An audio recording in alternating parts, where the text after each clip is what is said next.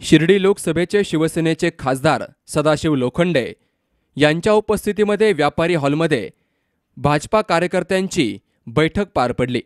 यावेळी खासदार सदाशिव लोखंडे, अशोक इथापे, जालिंदर वागचौरे, भीमराव चत्तर, राजेंद्र देशमुख, प्रकाश चित्ते, रामदास शेजवळ, राम जाजू, नितीन कापसे, सचिन तांबे, अशोक थोरे यांसह भाजपाचे कार्यकर्त्यांची उपस्थिती होती। शिर्डी लोकसभा मतदारसंघाची जी निवडणूक आहे हिचं घमशान आता सुरू झालं आहे। गावोगावच्या बैठका आणि त्यांना असणारा प्रतिसाद यावरती सर्वच उमेदवार जोर देत आहेत। सर्वच उमेदवारांनी या शिर्डी लोकसभा मतदारसंघामध्ये जो प्रचाराचा धडाका लावलेला आहे।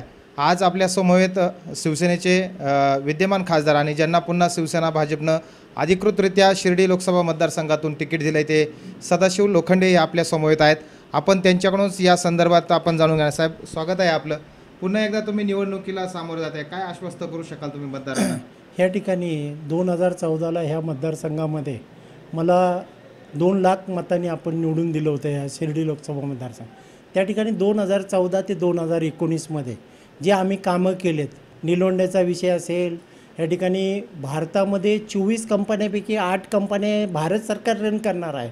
ह्या शेतकऱ्यांना हमीभाव, ग्रेडिंग, पॅकिंग, ह्या ठिकाणी एक्सपोर्टला सेंद्रिय शेती याने 15 ते 20 रुपये किलो ह्या ठिकाणी शेतकऱ्यांना लाभ होणार आहे आणि हा लाभ ह्या शेतकऱ्यांसाठी चांगला राहणार आहे। ह्या ठिकाणी कॉमन फॅसिलिटी सेंटर ह्या ठिकाणी आपण शिर्डीमध्ये चालू करतो आहे। दुसरी महत्त्वाची गोष्ट म्हणजे ह्या मतदारसंघामध्ये संत रोहिदास कौशल्य विकास केंद्र ह्या ठिकाणी आपण आणलेलं आहे।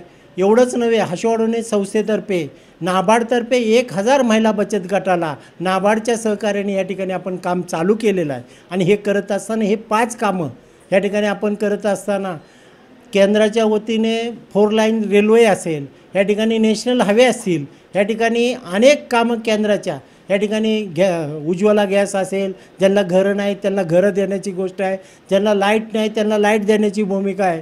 हे कामं केंद्राच्या वतीने चालू आहे। परंतु ह्या मतदारसंघामध्ये खास 5 कामं हा खासदार म्हणून आम्ही केलेलं आहे आणि हेच कामं आम्हाला मतदारसंघामध्ये पाचवलं। गेल्या अनेक खासदार ह्यामध्ये मतं मागत असतील काँग्रेसवाले की त्यांच्या खासदारांनी काय कामं केले आणि आपल्या खासदारांनी काय कामं, एवढे तुलना जरी केले तरी खासदार साहेबांचे आमचं कामं हे उजवं दिसतील। त्यांनी चर्चामध्ये देखील ठेवलं तरी ते लोकांना समाधान होईल असं काम केलेलं आहे। दुसरा मुद्दा असा जोडून होता की भाऊसाहेब वागचौरे यांनी भाजपमध्येच होते, मात्र अपक्ष उमेदवारी करण्याचं त्यांनी बाहेर केले, काय सांगाल त्यांच्याविषयी? ह्या ठिकाणी काय, मला भाजप शिवसेनेचा युतीचा उमेदवार उद्धव साहेबांनी उमेदवार दिलेले आहे, त्यामुळे त्याचा काय विषय नाही बोलण्याचा। त्या ठिकाणी बघू, पण युतीचा उमेदवार म्हणून मी काम चालू केलेलं आहे आणि भाजप, सेना, RPI असेल किंवा जानकर साहेबांचा पक्ष असेल, मेटे साहेबांचा पक्ष असेल, सर्वांनी मिळून करण्याचा विचार केलेला आहे आणि ते आमच्या कामाला लागले। दुसरा प्रश्न असा आहे की तुम्ही फार सगळ्या मतदारांच्या तक्रार की आपण फार येणं जाणं आपलं ग्रामीण भागात राहिलं नाही, नक्की काय याचा काही फटका बसेल? ह्या ठिकाणी लोकसभेचा खासदार आहे आणि लोकसभेमध्ये माझ्याकडून संपर्काचं थोडं कमी जास्त, पण प्रत्येक गावामध्ये आम्ही हायमॅक्स असेल, सभामंडप असेल, ह्या ठिकाणी LED लाईट असेल किंवा पॉवर ब्लॉक असेल, ब्लॉक ह्या ठिकाणी आपण करण्याची भूमिका ठेवली आहे आणि प्रत्येक गावामध्ये काही ना काही देण्याची भूमिका आहे। माझं एकच गोष्ट आहे की हे 1342 गावं आहे आणि ह्या संदर्भात केंद्रानेच्या योजना शेतकऱ्यामध्ये पोहोचण्याचं खासदाराचं काम केलेलं आहे आणि काही अडचणी असेल, काही मला ज्यांनी मतं दिले नाही तेच जास्त बोलायला लागलेत आणि मी गेल्या वेळेस 2 लाख मतांनी 1,99,222 मतांनी निवडून आलेलं आहे। नाही तर पुन्हा काँग्रेस बोलेल की खासदार साहेब खोटं बोलतात, 2 लाख कुठं मतं मिळाले, 1,99,922 मतांनी निवडून दिलेलं आहे। आणि ह्या संदर्भात केंद्राच्या योजना राज्यामध्ये आणि गावामध्ये काय केलं ह्याच्यावर निवडणूक लढवणार। ह्याच निवडणुकीमध्ये आता तुमचं पहिलं 2019ची निवडणूक लढत आहे, पुन्हा या शिर्डी लोकसभा मतदारसंघामध्ये मतदारांना काय आश्वासन द्याल की पुढचा तुमचा प्रोजेक्ट काय असेल? ह्या ठिकाणी 2005चा जो कायदा झाला आहे समान पाणी वाटपचा, त्यामध्ये दुरुस्ती केली पाहिजे। त्या दुरुस्तीच्या बरोबर जे गार मात्याचं पाणी समुद्राला जातं आहे ते अडवण्याची भूमिका खासदार म्हणून माझं पहिलं प्राधान्य राहील।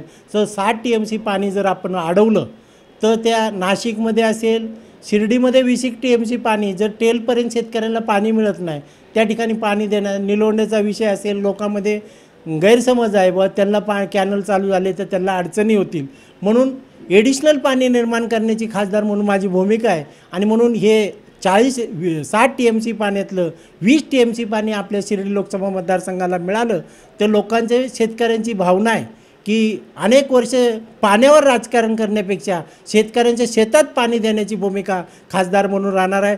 त्या ठिकाणी गडकरी साहेब असतील, उद्धव साहेब असतील, या ठिकाणी नरेंद्र मोदी साहेब असतील, ह्यांच्यामार्फत पुढच्या 5 वर्षासाठी एकच लक्ष या 60 TMC पाणी समुद्रात जाणारं पाणी या ठिकाणी अडवण्याचं खासदार म्हणून माझं स्वप्न आहे आणि ते पूर्ण करण्याचं खासदार म्हणून मी प्रयत्न करतो। शेवटचा प्रश्न, मध्यंतरी 2 दिवसापूर्वी तुम्ही म्हटले होते की राधाकृष्ण विखे पाटील मला मदत करणार, मात्र आजच्या काँग्रेसच्या यादीमध्ये त्यांचं स्टार प्रचारक म्हणून नाव आलं। ह्या ठिकाणी त्या दिवशी काय झालं, मी माननीय उद्धव साहेबांनी ज्यावेळेस उद्धव साहेबांचा आशीर्वाद घ्यायला सुजय विखे पाटील मातोश्रीवर गेले त्यावेळेस चर्चा झाली की त्यांनी सांगितलं या ठिकाणी सुजय विखे पाटील पूर्ण ताकदीनुसार त्यांना शिवसेना नगर दक्षिणेमध्ये मदत करणार आहे आणि सुजय विखे पाटील आणि त्यांचं कुटुंब ह्या ठिकाणी शिर्डी लोकसभा मतदारसंघात मदत करणार आहे आणि ही भूमिका आम्ही मांडली होती। त्यामध्ये त्यांनी विपरीतपर्यंत करून या ठिकाणी सांगण्यात आलं त्यांची मदत ह्या ठिकाणी शिर्डी लोकसभा मतदारसंघामध्ये मला मिळणार आहे।